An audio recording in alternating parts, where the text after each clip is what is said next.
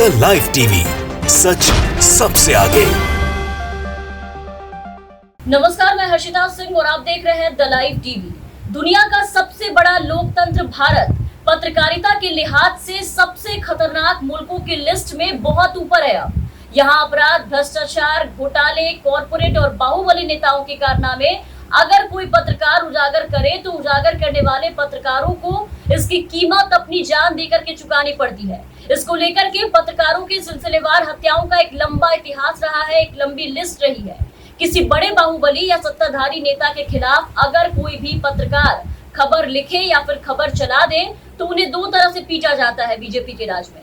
पहला, सत्ताधारियों के द्वारा पुलिस को ऑर्डर दे करके, और दूसरा, बिना पुलिस के नेताजी खुद उठ जाते हैं पत्रकार को उनके किए कामों की सजा देने के लिए। सत्ता का धौंस दिखा करके पहले तो उन्हें खूब पीटते हैं और फिर पत्रकारिता छोड़ देने की नसीहत देते हैं, और जब उससे भी मन नहीं भरता है तो पत्रकार को उसकी पत्रकारिता छुड़वाने के लिए सीधे उनकी बहन, बेटी और उनकी पत्नी सभी के रेप कर देने की धमकी दे डालते हैं। और ऐसा ही कुछ किया है भाजपा राज वाले मध्य प्रदेश में शिवराज सरकार के विधायक ने। अपनी सभ्यता की मिसाल पेश की है, अपनी पार्टी की सभ्यता की मिसाल पेश की है। बीजेपी के विधायक ने एक पत्रकार को पहले खूब पीटा और फिर बाहर जाकर के घिनौनी धमकी दे डाली कि पत्रकारिता छोड़ दो वरना बेटी का रेप कर दूंगा।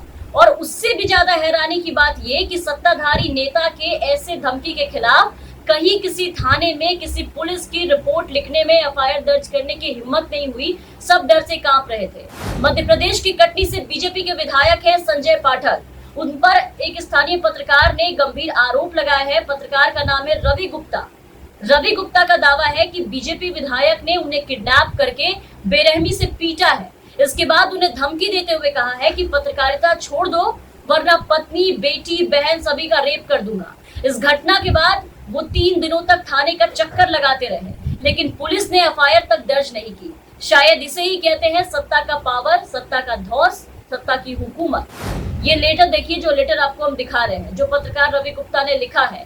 पुलिस को अपनी पूरी आपबीती बताई गई है इस पत्र में और न्याय की गुहार लगाई है। इस महीने के 23 मई को आईसीएच में नीरज सिंह बघेल ने एक महानदी बचाओ अभियान को लेकर के एक प्रेस कॉन्फ्रेंस का आयोजन किया था और इसकी खबर पत्रकार रवि गुप्ता ने लिखी थी। और इसे लेकर के उसी रात करीब 1 बजे उनके घर पर विधायक संजय पाठक योग आए और धक्का देकर के उसके जो लोग थे वो कार के अंदर जबरदस्ती बिठा करके इनको ले जाते हैं। फिर रवि गुप्ता को एक रेस्टोरेंट में ले जाया जाता है जहां संजय पाठक के साथ 12-15 लोग रहते हैं जो लगभग 3 घंटे तक उनके साथ मारपीट करते हैं और आरोपी उन्हें फांसी पर लटका करके भी मारने की कोशिश करते हैं। इन सारी बातों का यहाँ पर जिक्र है। जिसके बाद कनपट्टी पर बंदूक रख करके उन्हें धमकाया जाता है कि पत्रकारिता करना छोड़ दो, और उन्हें धमकाते हुए ये कहा जाता है कि तुझे यहाँ से जिंदा छोड़ रहा हूँ। यहाँ की बात अगर किसी को बताई, अगर दोबारा इनके खिलाफ कोई भी खबर लिखा, पत्रकारिता नहीं छोड़ी तो इनकी बीवी, बेटी, बहनों के साथ रेप करेंगे और फिर इन्हें किसी गंभीर अपराध में फंसा करके जेल भिजवा देंगे। घटना के बाद वो 3 दिनों तक थाने का चक्कर लगाते रहे, लेकिन एफआईआर करने के बजाय पुलिस वाले उन्हें बीजेपी विधायक के रसूख का हवाला देते रहे, डराने की कोशिश की और पुलिस कर्मियों ने उन्हें ये समझाया कि तुम किसकी शिकायत कर रहे हो, उससे लड़ने की हमारी भी हिम्मत नहीं है, हमें तो नौकरी करना है और हम चुपचाप नौकरी करेंगे। एफआईआर किसी ने दर्ज नहीं की। तो ये है भाजपा का जलवा। देखिए जो आपके सामने है, राजगद्दी पर बैठकर कैसे ये लोग जनता की सेवा कर रहे हैं वो आपकी आंखों के सामने है। आप देखिए, जरा सोचिए कि जब एक पत्रकार के साथ ऐसा कर सकते हैं, कलम की ताकत को, देश के चौथे स्तंभ को इस कदर जब ध्वस्त कर सकते हैं, दबा सकते हैं, तो आम लोगों के साथ ये क्या करते होंगे? अपने क्षेत्र की जनता के साथ ये विधायक क्या करता होगा? और जनता इनसे परेशान होकर भी शिकायत किसको करती होगी? क्योंकि पुलिस तो भैया सुनने से रही। जब एक पत्रकार की पुलिस नहीं सुन रही है तो आम जनता की कितनी सुनती होगी? वो तो इनके रसूख के आगे पहले ही नतमस्तक है।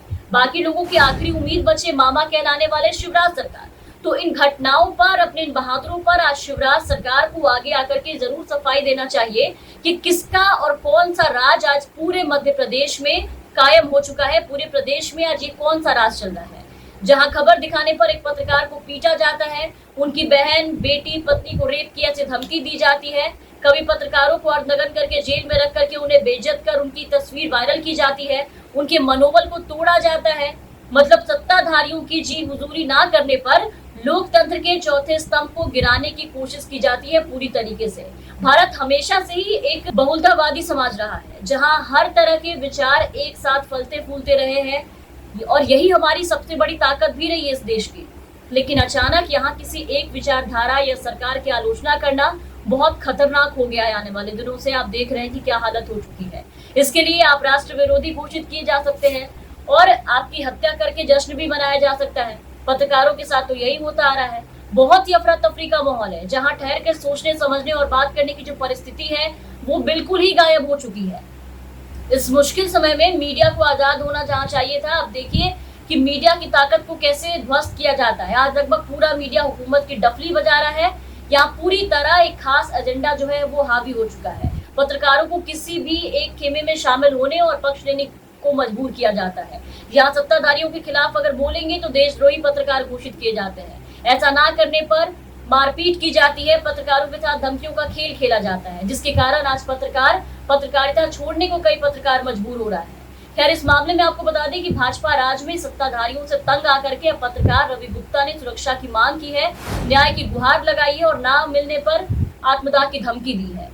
इसके साथ साथ विधायक पर कार्रवाई की भी मांग की गई है। तो देखते हैं कि इस मामले पर शिवराज सरकार की नींद कब खुलती है, इस मामले को कब अपने संज्ञान में लेते हैं और उनके राज में इन्हें कितना न्याय मिल पाता है और अपने इस विधायक पर शिवराज सरकार क्या कुछ कार्रवाई करते हैं।